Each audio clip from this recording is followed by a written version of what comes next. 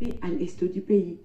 Il avait besoin de Fally et de Dadju, mais que Dadju s'est décidé de ne pas aller parce que la France est soupçonnée être derrière la guerre interminable à l'est de la République démocratique du Congo.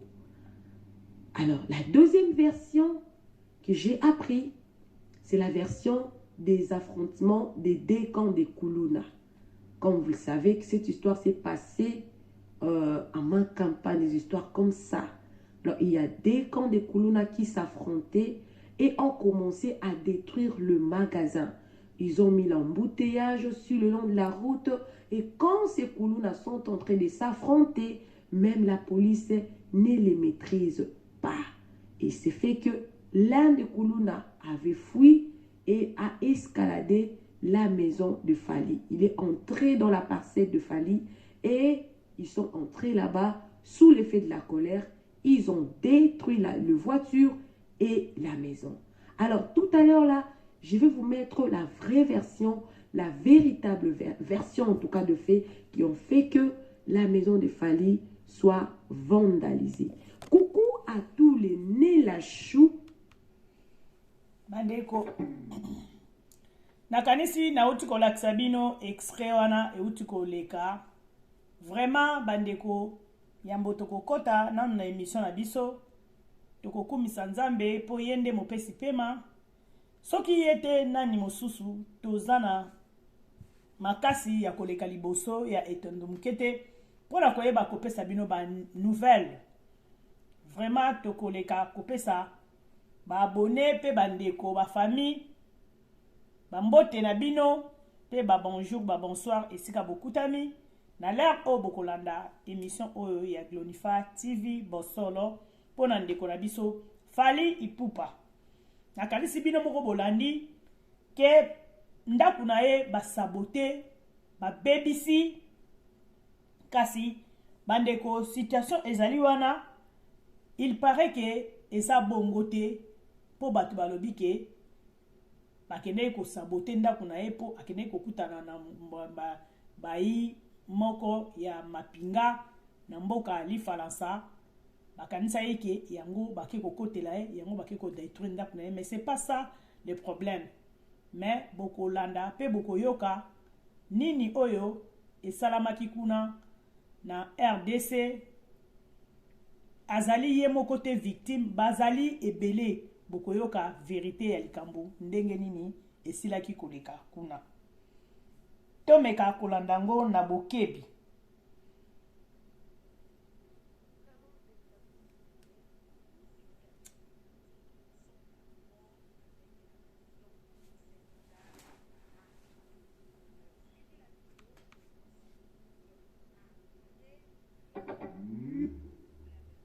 tolanda verso ya ndeko mwasi oyo afandaka kuna ayebi makambo nyonso elekaki na bozindo. Je m'appelle Pauline Bouchamabe. Donc na une vidéo oyo pour meka un peu couper sa vraie version. Il y a vandalisation, il y a résidence, il y a artiste na biso Fally Ipupa oyo salemi na commune ya Ngaliema. En fait, eza d'abord ba bandité bananité non. Problème eza que il y a un monsieur Nakombo, il y a Antibal, Azali, Force du Progrès. Donc, d'ailleurs, Force du Progrès, Oyo, Azalaka, vraiment considéré comme un voyou, à respecter même pas, Bakondi a eu de peste, à respecter Moutouté. Donc, c'est un gars hors la loi. À Outana, à côté à Bachangou, vers la terre jaune, place à Outa. Alors, du coup, ces gars, aya ko s'installer awa na Ngaliema na commune Ngaliema na résidence où ezala qui a feu de fin ezaki a feu général Delphin Kayimbi eza bisika ya aya ko vanda wana et puis bazala plus de 400 personnes donc c'est vraiment toute une armée place ba melara ba diamba ba bombe ba biloko makasi kuna na kati vraiment. Alors ces gars il fait tellement de désordre dans la commune Ngaliema que la population au Yangalima, on a marre. On a marre dans le sens que dans la commune, a commencé à battre des ordres, ko beta, ko panzabilo ko ba maman. Alors, bana ya quartier ancien combattant, na quartier Manu. Warum verkaufst bandeko nakanisi bino mongo bozolanda ndenge ndeko mwasi azali kolimbola biso ke bana ya quartier nde bayaki kosala mobulu, bayaki kopanza, kasi lokola mutu na mutu ayaka na explication na ye, yango esali ke mutu na mutu azoya na explication na ye. Mais tokolanda na bokebi poto eba nini oyo elekaki.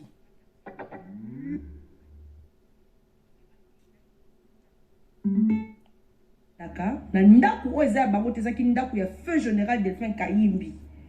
Tango akufi bango bakenda ko s'imposer na ndaku wana do basala toute une armée kuna na kati. Na mboka o loi eza l'état ezali. Un individu parce que azotambola na combat force du progrès, asa même pas en bonne relation na ba conduit à force du progrès.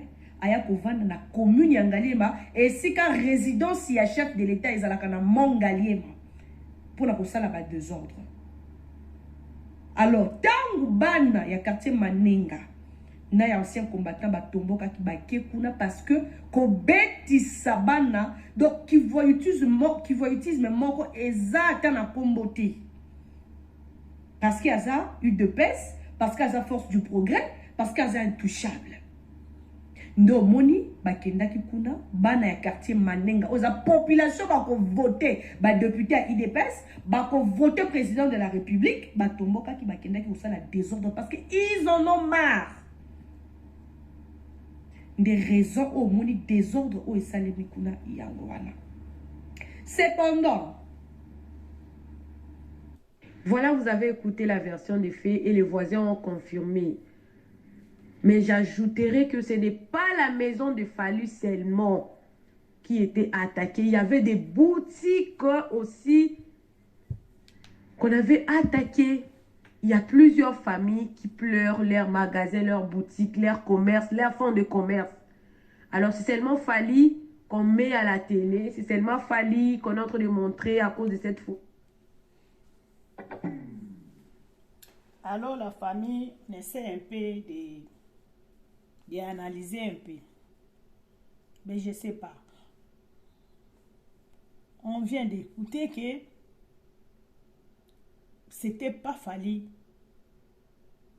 qui était la victime. C'était pas que Fallu qui était la victime. Il y avait beaucoup de gens qui ont été des victimes. Il y a beaucoup de gens qui ont perdu leur maison, leur magasin. Ils ont perdu des marchandises. Mais je ne sais pas. Dans tout ça, qui va les rembourser? Qui va les rembourser tout ce qu'ils ont perdu? Vraiment, c'est regrettable.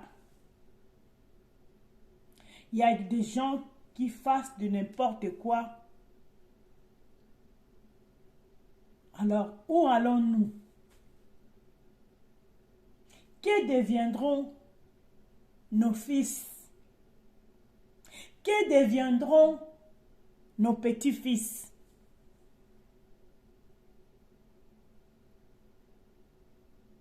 Vraiment, je manque même des mots. Ce problème-là a été étalé. C'est parce que une grande artiste qui est victime, mais c'est pour cela. On n'a pas caché.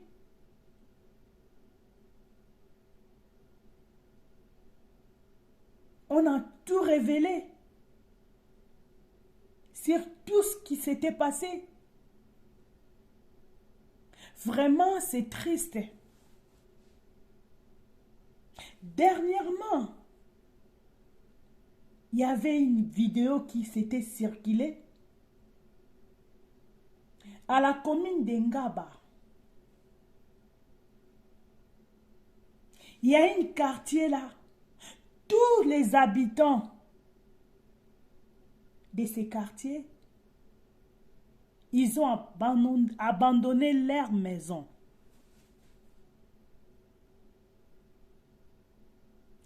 Où allons-nous en RDC?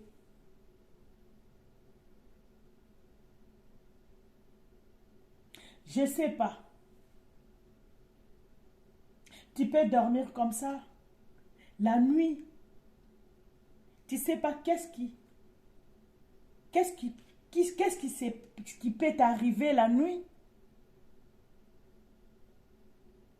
Je crois, les gens qui habitent là-bas, je crois qu'ils ne dorment pas.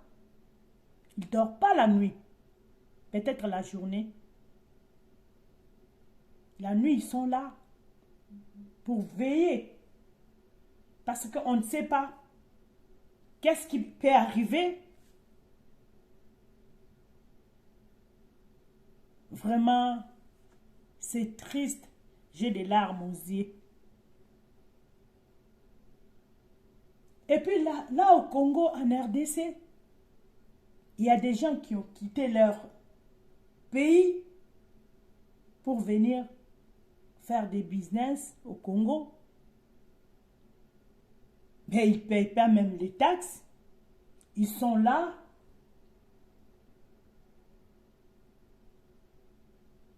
Ils ne payent pas les assurances.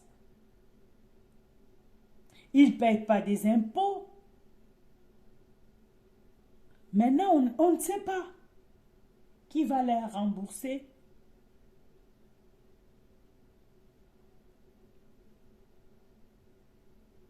Vraiment, il y a des choses qui passent dans notre pays. Je n'ai jamais vu. Je n'ai jamais vu. On continue.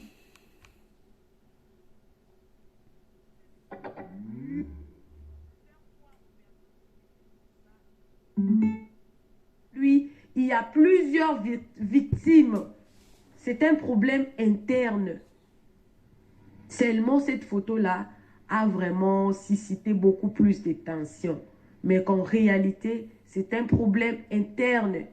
Il y a plusieurs victimes. Oui, comme on est en train seulement de montrer Fally pourra recevoir des indemnisations et d'autres familles qui sont en train de pleurer. Qui va leur indemniser? Qui? Dans notre pays, on connaît la SONAS. Les dégâts là qu'ils ont commis. Cette personne-là doit être arrêtée. Voilà pourquoi on dit que le règne de Tshisekedi, on a vu de tout. Ma belle, qui va les arrêter? Qui va les arrêter? Il paraît qu'ils sont des gens des agents de IDPS.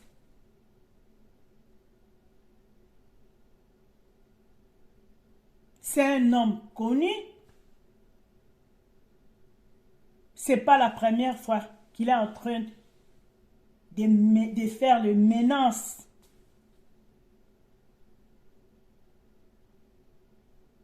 Il fait ça d'habitude. Il a l'habitude de faire ça. Ils sont habitués de ça.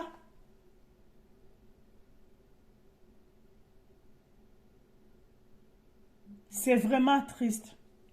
Je manque même des mots.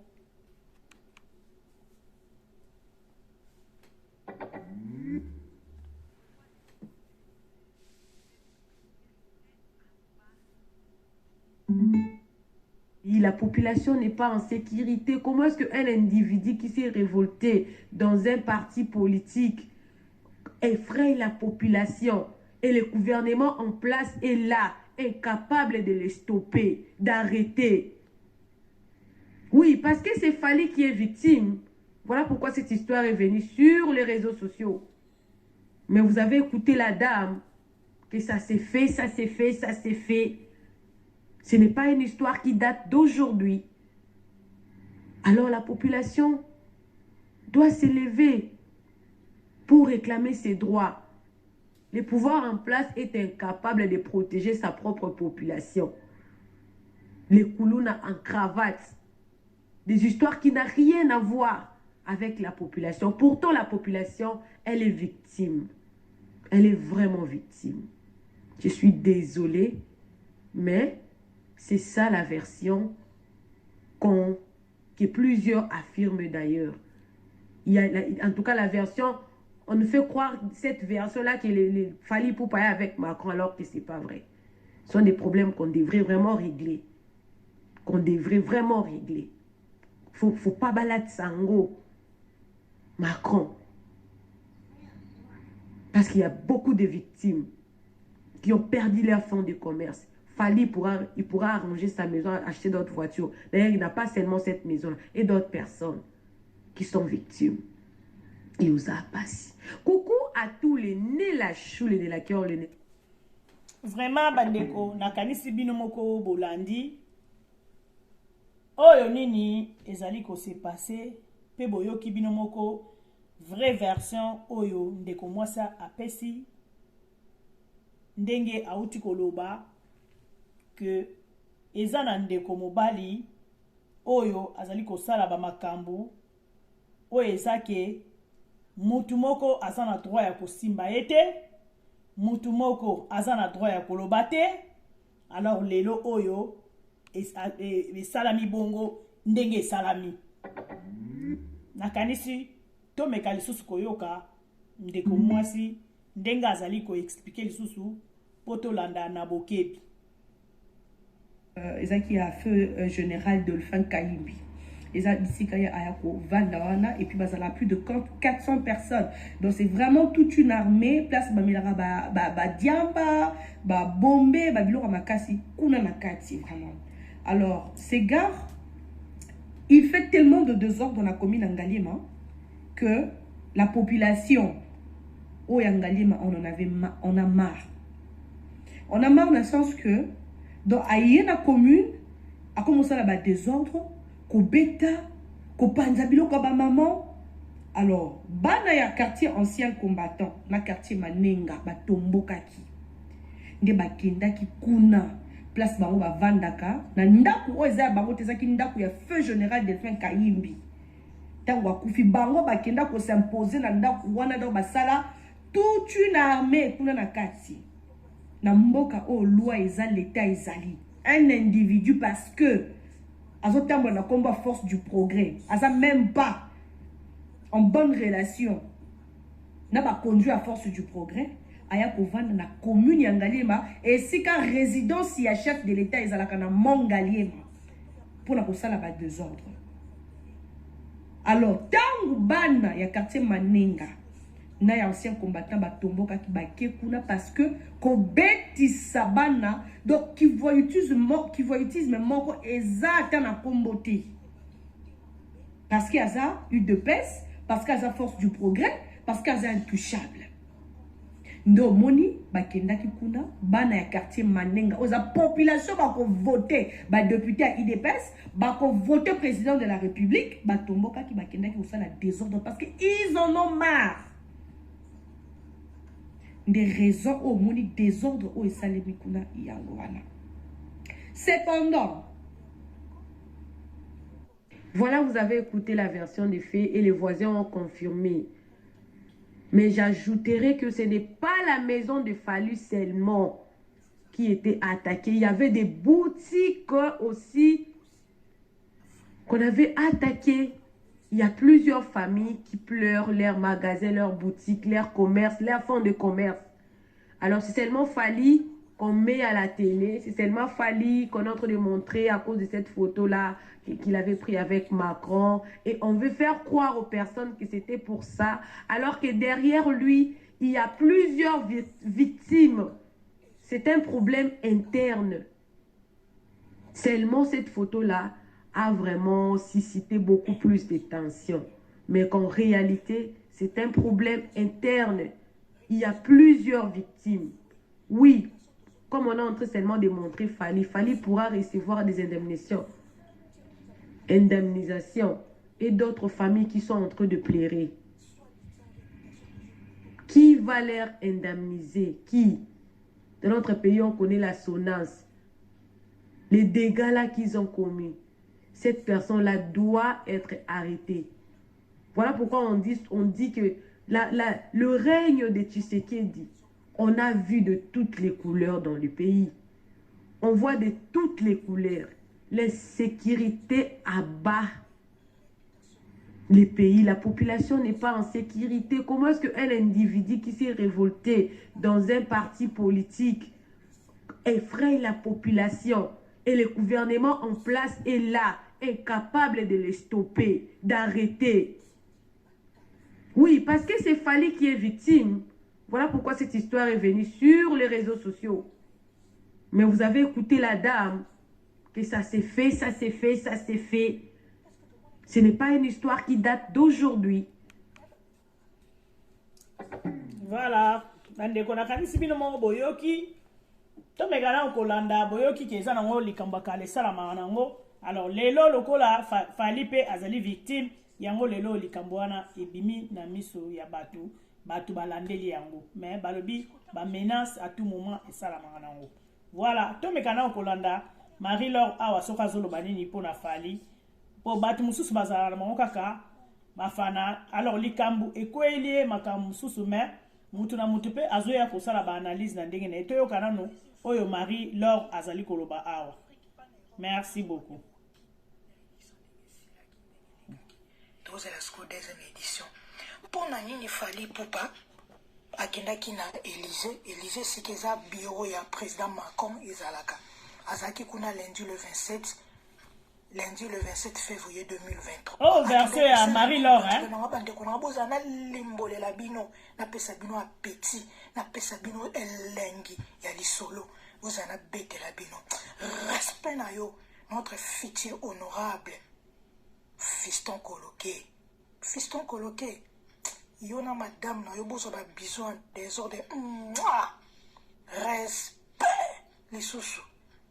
Honorable, futur honorable Nabiso, fiston coloqué. Et Okani, sans oublier faire gagner la merveille, Fego, Yao Yangwana.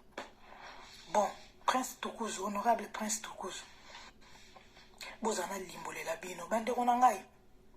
Fally Poupa kindaki na Élysée kuna. Est-ce que bureau ya mako ezala pona sentiment bande konanga. Nde bozo komana ba commentaire wana po boyebi te bozela na limbola. Nazana bino bozela bandeko nanga. Président Macron azokendo sala tournée africaine. Parmi na ba pays où président Macron a koleka en Afrique, RDC ezali mboka na biso eza na kati. Akendo sala tournée africaine pour na ko présenter politique ya France na Afrique. Relation nini France elingi ezala nango na Afrique. Toyoka bien. Relation nini France elingi ezala nango na Afrique. Alors, pour na akende ko sala tournée na ye o eza kala mingi te awa kawa. Ba jour po ezolanda o. Pour na akende ko sala tournée africaine na ye, il fallait qu'il asangisa ba grande personnalité, ba autorité française, les hommes les plus influents na mokili. Bato soki ba telemi bazui discours liboso ya monde tosaka monde yokaka. Bato baza influents, donc les plus influents na mokili mobimba, pas en Afrique, pas en Europe, nazo ba bien mokili. Sko bato wana nde falaki Macron asangisa bango avant akende osala tournée africaine na ye.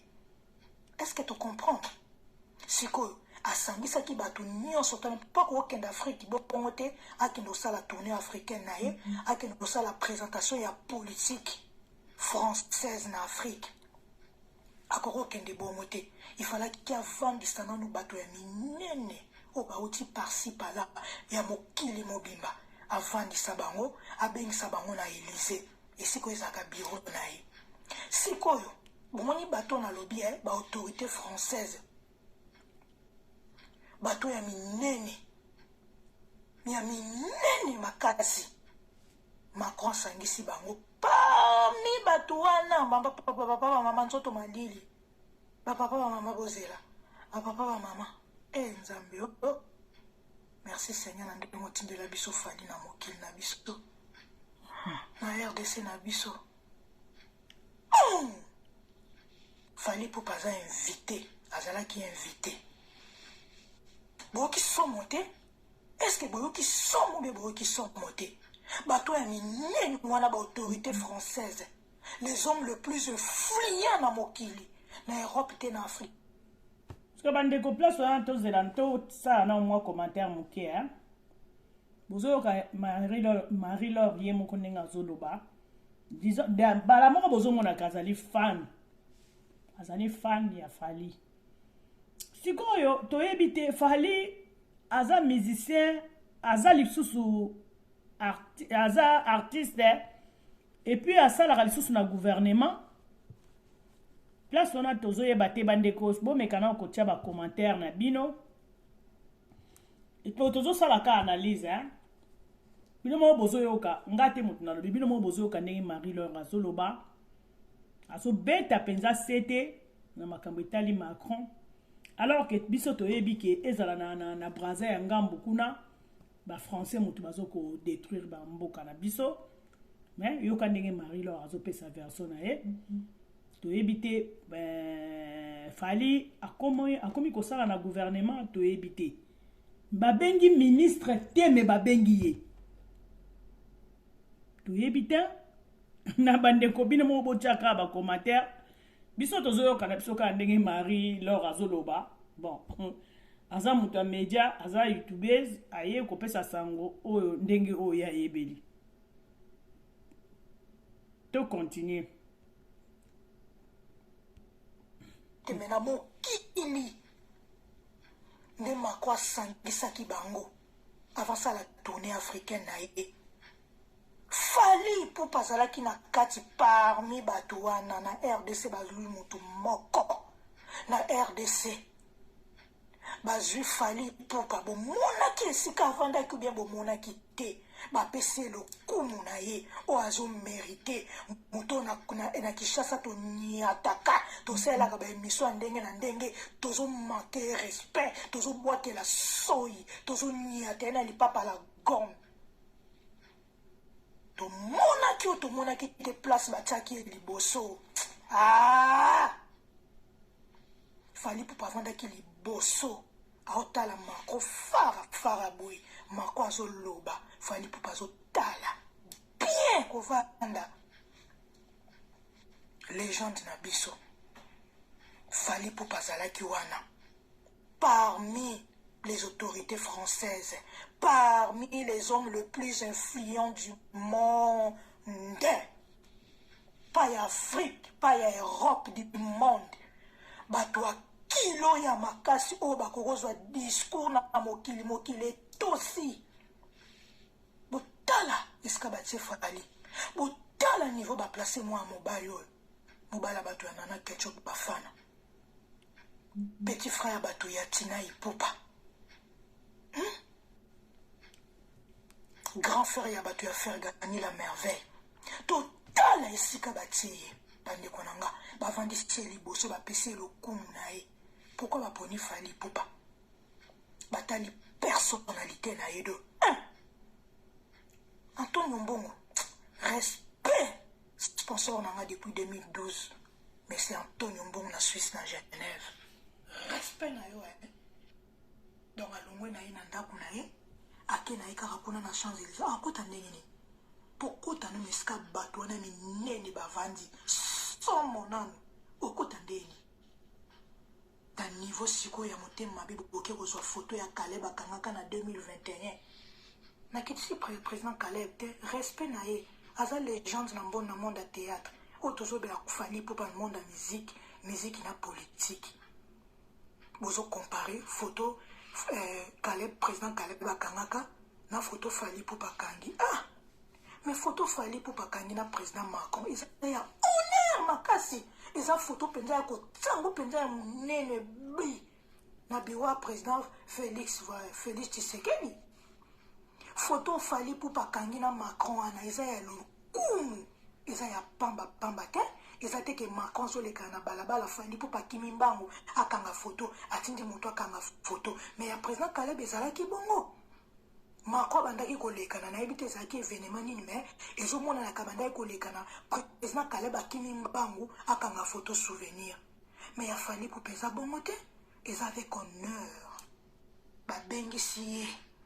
Président Macron azokende na Afrique kosala tournée na ye avant d'ici bakonzi ya minene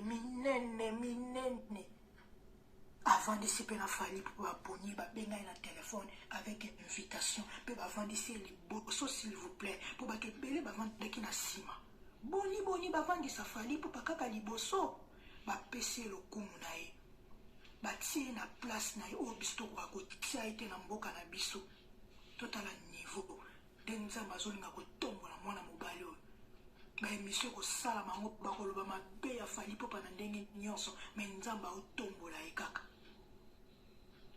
tomoni niveau tala niveau eki motema mabe bato bazolinga bakitisa actualité ya fali bakitisa etielele makolo ya fali popa na Champs-Élysées bon bakakendaki ye moko ti atalaki okaa na information Macron aosakisa bato na Champs-Élysées blablabla et puis maman kakeka maman koti bakotisi ye pe avec invitation s'il vous plaît et bon sikoyo epakolami ebisalaki wana transport Macron alobi non bozwaka transport parce que badéplace bango ezala ministre ezala nani bato nyonso to bazwaki transport na bango bazangi batransport baautorité nyonso française ana ya minene bazalaki wana bazangi batransporte mais Macron alobi mpo alakisa bango ki aza président apesi bango somo ya enveloppe fali mpo bazwi enveloppe moto afungolaki yango eza na ketchup bafana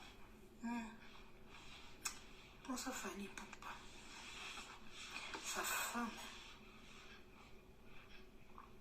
nala boduga na kosi mimi chikeva na kosi moto afungolaki enveloppe mpona bapesaki fali mpo pezana na ketchup bafana na butu ko baplace kutu ya pamba kendaka ekreaka ye kutu bacontrat ekreaka ye so makambo ebele mpona avancement ya carrière na ye eske boni place ya baautorité française bazali place ya président Macron azali place ya les hommes le plus influents du monde entier bazali sikoyo fali mpo pas profiter nango te tant que musicien oa profiter na ebele carnet vimbi barelation ebakisami donc comprendre bandeko nanga alors bato bozolinga bominimiser information oyo bominimiser actualité bomona lokola pamba bomimisa fali mpo bakangi kaka nde kaka simple photo non eza photo honneur. Voilà bandeko bino moko bolandi botia commentaire na si bolandi oyo Marie Laure alobi nga na kobakisa ebele te bino moko bosalaka bacommentaire na bino botia wana bokoma nakanisi ekozala malamu mingi bon balobi fali akendeki kuna toyebi te akendeki na cadre nini akendeki na cadre ke akobeta musique ofele disons na ba pays africain Macron akosupporter ou bien toyebi te eloko nini yakendela kuna eyebi kaka bango voilà nani yango ayebi yango te ke ba pays bata Occident bango mutu bazoko détruire RDC bango nde mutu bazoko couvrir mboka oyo ezali pene na biso oyo bazoko bimisa yango liboso bango nde baza na CCC bazotia bakoni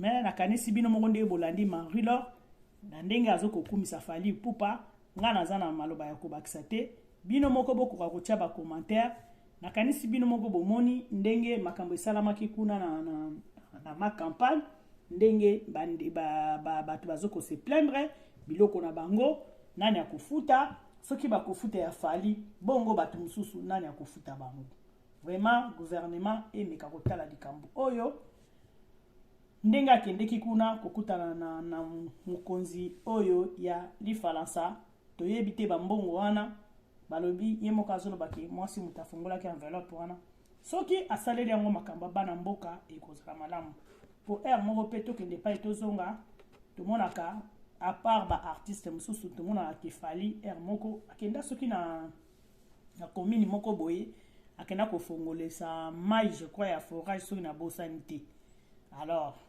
soki moto mpe azosala malamu peut-être mbongo ye akezwa kuna lokola azalaka na mawa na bato peut-être akosala quelque chose na RDC kokende ye akendeki kuna toyebi te wana tozoloba kaka mais vraiment gouvernement efungola misu na makambo oyo ezoleka kodétruire babiloko ya bato tomonaki baki kopanza babiloko oui eza bien po bato mosusu batonga likolo ya barigole moyen mai elekisa te mais bo prévenir bango avant boya kodétruire babiloko pourtant bino bopanzi eke bakolo biloko basali te bato baye bazwi na bango po wana tokobenga ngo moyibi te pourtant bobuki eke bobuki eza sabotage bato baona eza moyibi te bato baye bazwi na bango alors yango wana pasi ezokota na mboka na biso po bato mosusu bazali baleselaka bana na bango wana badebrouillaka wana misala na Congo eza penze ebele te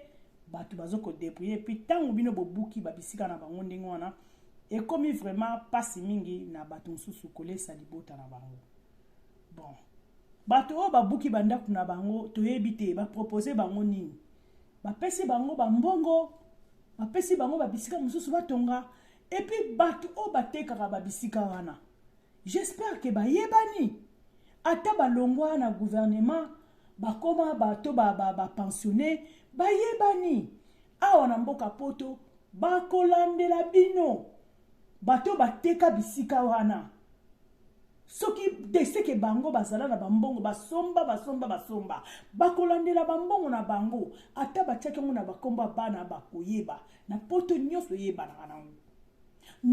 yebanaka nango bakolandela ti bakorécupérer biloko po bakoko kofuta bato baperdre perte wana qui va rembourser tout ça nani ako rembourser bango qui va prendre cette charge na bato ba perdre ba biloko na bango ona tolobi ke gouvernement mute bukaki bongo ba oyo désordre ekene ko salama po balobi fali kaka te balobi mulongo ebele oyo ba perdre ba biloko na bango ba buki ba biloko na bango batumbi ba voiture na bango nani mutako futa bango na Kishasa wana pe assurance ezalaka nango te bato pe bafutaka na bango baimpote bato bafutaka ba assurance te po awa tomonaka soki motuka eziki to ebazwi asali accident to bayibi ye to ndako eziki tomonaka ke bakolo bandako ata yo mokolo ndako ozofuta assurance te yo pe peut-être okofuta assurance po lelo soki biloko na yo eziki na kati ya ndako wana bakofuta yo biloko na yo mais bakolo bandako bafutaka ba assurance na bango à part non yo moto ozofutela yo ozofuta assurance ya ndako po soki okao bandako ezikaka nango penza te mais na poto etambolaka bongo ozofuta assurance ya tout risque po mokolo ekozala ke ndako eziki biloko na yo ezalaki na kati to ya valeur assurance ekozala obligé futa yango mais biso na Afrique na Congo surtout na RDC est-ce que l'assurance wana ezalaka toyebi te moko tokomi koyoka ke l'assurance ezali quand même omona pe mutabeli soki misungana toyokaka tozomona pe bato bazofaire déplacer bato bazokende na Afrique du Sud mpona kokende kozwa batraitement na bango ekomi mwa moke mais mutu nyonso te po okotala ata mosu bénéfice yango ozokotisa ya malonga te po biloko kuna emataka nango le plus omona oke osomba eloko lelo boye na prix boye ntango okozonga 3 jours oteki okende okuta yango emati donc bénéfice oyo ozwaki obakisi biso na biloko wana vraiment peuple congolais azosouffrir vraiment bakonzi boleka nanu kotala makambo oyo boleka nanu kobongisa makambo ya peuple bobongisa nanu social mpona mboka wana mbongo oyo eza na mboka wana bokoka kobongisa social mpe tozosenga bato oyo baza na bavandi na bakongo bavandi na bandundu oyo baza na babisika bandeko bo tozosenga aide biso mpe toza parmi bato oyo toza na babisika oyo tozosenga aide toza na ba possibilité ya kosomba ba tracteur wana te. En tout cas gouvernement aluka moyen apesa bato ba tracteur soka opesa ngata na crédit nini bato o basalaka na paysage na baza ba paysan bafutamaka na bango kaka po mokili eliaka chaque jour bato baliaka chaque jour. Alors soki bopesi bato ba crédit ya ba tracteur yebake na une année zebele bato bakoyeba kozongisa bambongo wana. Soki tozomona bato o baza na ba contrat ya na ba brallement na ba inibra bazo ko s'en sortir bazo zo bambongo na ba banque. Et pourquoi pas pe bato oyo bazo sala baza na pose ya kolesa mboka ya kosunga mboka po biloko ya kolia nde yango ese pona nini te bokopesa bango pe ba crédit. Pona nini te pe ko bokopesa bango pe ba crédit. Vraiment ba gouvernement botala likambo ya bana mboka pokolia nanu libumu. Congolais soka le na ye. Oh, afandi na ye. Akovote yo. Na kanisi to komi na suka. Oh non na s'abonner te. Bo s'abonner na Glonifa TV bo solo. Na bo sanite na talipuna na musika. Moi na poto katani original. Bo sanate ko beta cloche ya notification. Boko zoka makambu. Pe boko zoka ba vidéo. Boko zoka ba émission. Boko zoka makambu ezo le kana temps réel. Na kanisi to suki wana. To komi na biso ko chite. Soki yeso ayete to kutai na bino. Kasi bobo sanate na zongeli lisusu. Bo s'abonner massivement na Glonifa TV bosolo. Bobo sanate ko beta cloche de notification. Pe botali na mopanzi. Moi na poto katani original ya kosamba te. Nalingaka bino pe bolingaka nga. Oya linginga te asali mokili na ye. Soko linginga ite o zongisi Kongo Zaire. Bino moko boyebike ekosimba te. Na minute oyo toza na RDC nde makambo. Voilà. Bisous. Bye.